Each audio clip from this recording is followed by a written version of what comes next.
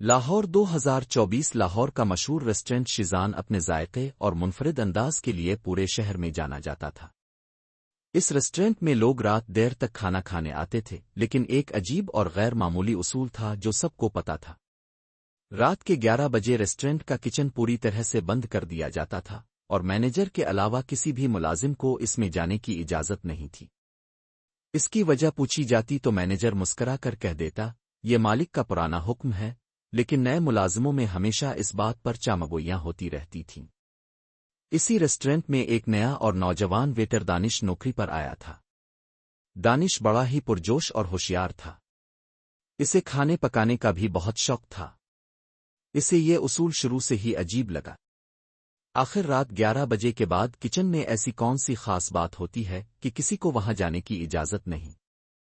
ایک رات جب ریسٹورنٹ میں لوگ کم تھے اور رات کے 11 بجنے والے تھے، دانش اپنے سینئر ویٹر سلیم سے پوچھنے لگا، سلیم بھائی، یہ کچن کا راز کیا ہے؟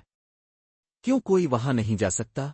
سلیم نے ہلکے سے اس کا کان پکڑا اور سرگوشی میں کہا، پاگل ہو گئے ہو؟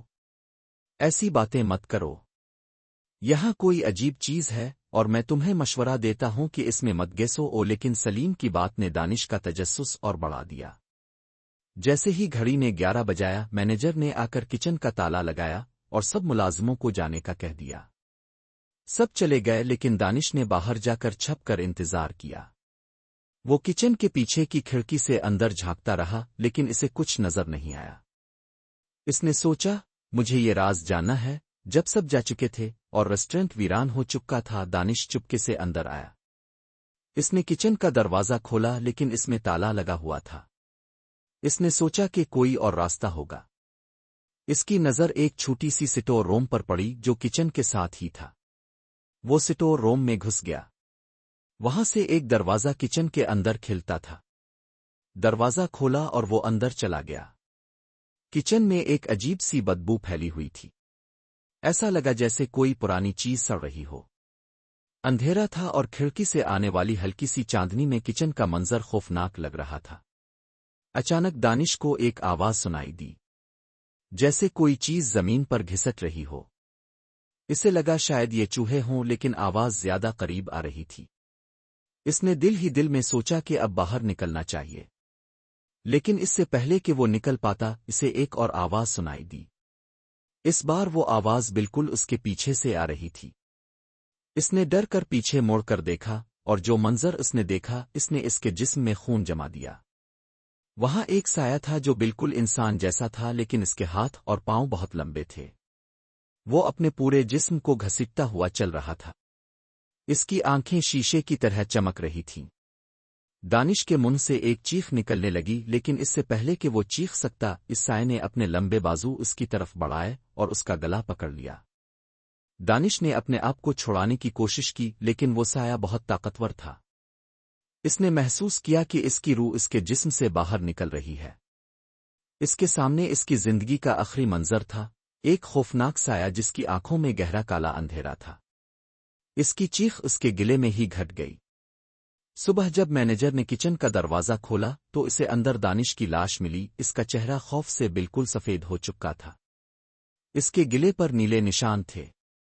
مینیجر نے یہ بات سب سے چھپائی اور پولیس کو بتایا کہ دانش کا ریسٹورنٹ کے باہر حادثہ ہوا ہے، لیکن وہ جانتا تھا کہ یہ وہی راز ہے جو ہر سال ایک نئی جان لیتا ہے۔ دانش کی پراسرار موت کے بعد ریسٹورنٹ میں خوف کا ماحول پھیل گیا۔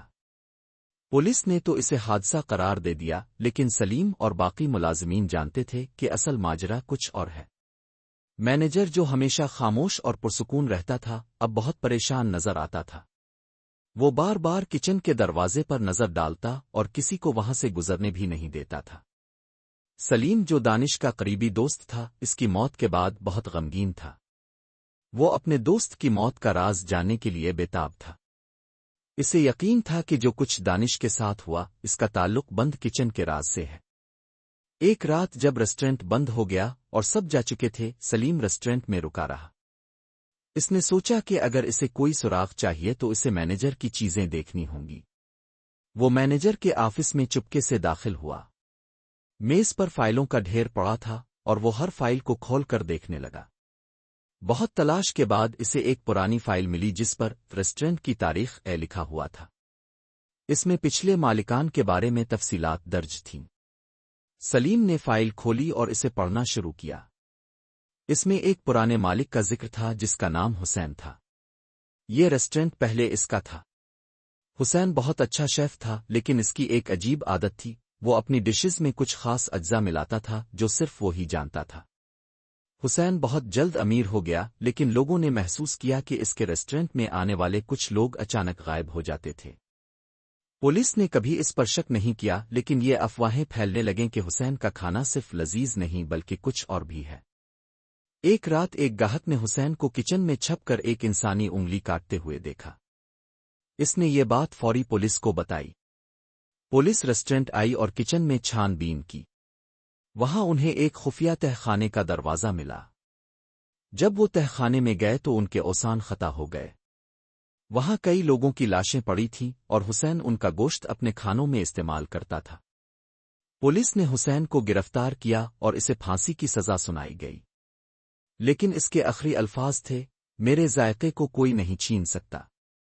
میں واپس آؤں گا، اور جس نے بھی میرے کچن میں آنے کی جسارت کی میں اسے زندہ نہیں چھوڑوں گا۔ یہ پڑھ کر سلیم کے ہاتھ کانپنے لگے۔ اسے سمجھ آ گیا کہ دانش کی موت صرف ایک حادثہ نہیں تھی۔ یہ حسین کی بدرو تھی جو اپنے کچن میں کسی کی مداخلت برداشت نہیں کرتی تھی۔ جب سلیم نے فائل واپس رکھنے کی کوشش کی تو ایک پرانا فوٹو نیچے گر گیا۔ اس فوٹو میں حسین ایک آدمی کے ساتھ کھڑا تھا، اور وہ آدمی کوئی اور نہیں بلکہ ریسٹورنٹ کا مینیجر تھا۔ یہ دیکھ کر سلیم کے دل کی دھڑکن تیز ہو گئی۔ اس نے محسوس کیا کہ اس کا راز صرف ایک بدرو سے نہیں بلکہ ایک زندہ انسان سے بھی جڑا ہوا ہے۔ سوال یہ ہے کہ کیا مینیجر بھی حسین کے ساتھ شامل تھا؟ اس کا کوئی اور راز ہے؟ سلیم کے ہاتھ میں وہ تصویر تھی جس میں مینیجر عمران جوان حسین کے ساتھ کھڑا تھا۔ سلیم کو سب کچھ سمجھ آ رہا تھا۔ یہ صرف ایک بھوت کی کہانی نہیں تھی، اس کے پیچھے ایک زندہ انسان کا بھی ہاتھ تھا۔ عمران دراصل حسین کا بھتیجا تھا، اور یہ ریسٹورنٹ اس کے خاندان کا واحد نشان تھا۔ حسین کی گرفتاری کے بعد خاندان نے اس جگہ کو بیچ دیا، لیکن عمران نے بڑا ہو کر اسے دوبارہ خرید لیا تاکہ وہ اپنے چچا کا راز اور اس کی وراثت کو بچا سکے۔ سلیم نے سوچا کہ اگر اسے زندہ رہنا ہے تو اسے فوراً یہاں سے بھاگ جانا چاہیے۔ جیسے ہی وہ مینیجر کے آفس سے نکلنے لگا، دروازہ زور سے کھلا اور سامنے عمران کھڑا تھا۔ اس کے چہرے پر ایک خوفناک مسکراہٹ تھی۔ تمہیں لگا کہ میں اس طرح آرام سے تمہیں جانے دوں گا؟ عمران نے کہا، اس کی آواز میں گہرا غصہ تھا۔ تمہیں وہ راز معلوم ہو گیا ہے جو میرے خاندان کا حصہ ہے۔ یہ ذائقہ صرف ایک ہنر نہیں، یہ ایک وراثت ہے جو ایک نسل سے دوسری نسل کو منتقل ہوتی ہے۔ سلیم ڈر گیا، لیکن اس نے ہمت کی اور پوچھا، تو دانش کو تم نے مارا ہے؟ عمران کہا لگا کر ہنسا، میں نے نہیں، وہ خود اپنے چچا کی بدرو کے پاس گیا تھا۔ میرے چچا نے اسے اس لیے مارا کیونکہ اس نے ہمارے کچن کی حرمت کو توڑا۔ جو بھی اندر جاتا ہے وہ زندہ واپس نہیں آتا۔ سلیم کو یہ سمجھ آ گیا کہ عمران صرف ایک محافظ ہے اور اس کا چچا کا بھوت ہی اصل قاتل ہے۔ اچانک کچن کے اندر سے وہی گھسٹنے کی آواز دوبارہ آئی۔ عمران کے چہرے پر خوف کے سائے چھا گئے، جیسے وہ اس آواز کو پہچانتا ہو۔ ایک سایہ کچن کے دروازے کے شیشے میں نظر آیا، جس کی شکل دانش کو مارنے والے سائے سے ملتی تھی۔ وہ سیدھا عمران کی طرف آ رہا تھا۔ عمران نے گھبراتے ہوئے کہا، نہیں، میں نے سب کچھ تمہاری مرضی کے مطابق کیا، میں نے اس ریسٹورنٹ کا راز چھپایا۔ تم میرے پاس کیوں آ رہے ہو؟ سلیم نے دیکھا کہ عمران کے پیچھے ایک اور شیف کا بھوت کھڑا ہے جس کو حسین نے سالوں پہلے مارا تھا۔ وہ بھوت خاموشی سے عمران کو گھور رہا تھا۔ سلیم نے چلا کر کہا، تم نے لوگوں کا گوشت اپنے کھانے میں ملایا تھا، اور اب یہ لوگ تمہارا گوشت کھانے آ رہے ہیں۔ اس کے بعد کچن کا دروازہ پوری طرح سے ٹوٹ گیا۔ حسین کا بھوت باہر آیا اور اس نے عمران پر حملہ کر دیا۔ اس کا مقصد صرف اسے مارنا نہیں تھا بلکہ اس کا روح کو اذیت دینا تھا۔ عمران کا خوف سے برا حال ہو چکا تھا اور وہ چلا رہا تھا، میں صرف اپنے خاندان کی حفاظت کر رہا تھا، میں بھی شکار ہوں۔ اسی وقت کچن کی کھڑکی ٹوٹ گئی اور سلیم وہاں سے کود کر بھاگ گیا۔ اس نے پیچھے موڑ کر نہیں دیکھا۔ اس کی ایک ہی خواہش تھی کہ وہ زندہ باہر نکل جائے۔ سلیم نے دوڑ کر اپنی جان بچائی اور ریسٹورنٹ سے بہت دور آ گیا۔ وہ رات اس نے کسی ویران گلی میں گزاری، اس کا دل خوف سے کانپ رہا تھا اور اسے ہر جگہ وہی خوفناک سایہ نظر آ رہا تھا۔ صبح ہوتے ہی وہ سیدھا پولیس اسٹیشن پہنچا۔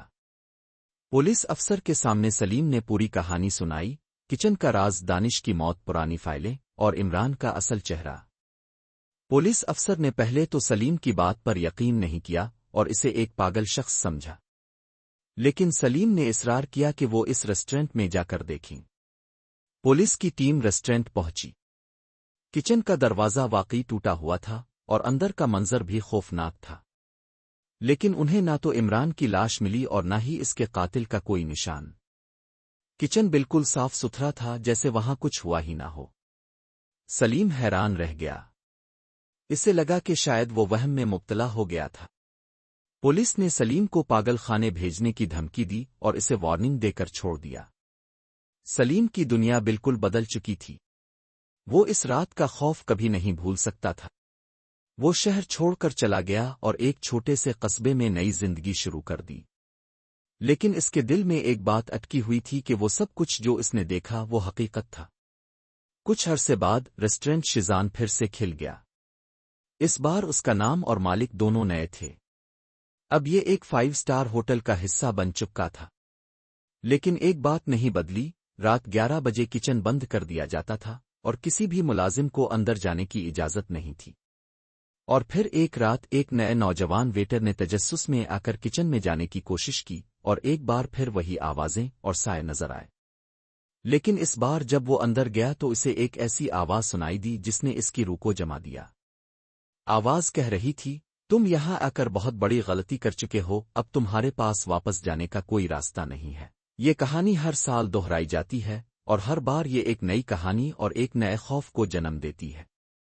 یہ ریسٹورنٹ اب صرف ایک کاروبار نہیں بلکہ ایک ایسی قبرستان بن چکا ہے جہاں صرف ایک انسان کی نہیں بلکہ اس کی روح کی بھی موت ہوتی ہے۔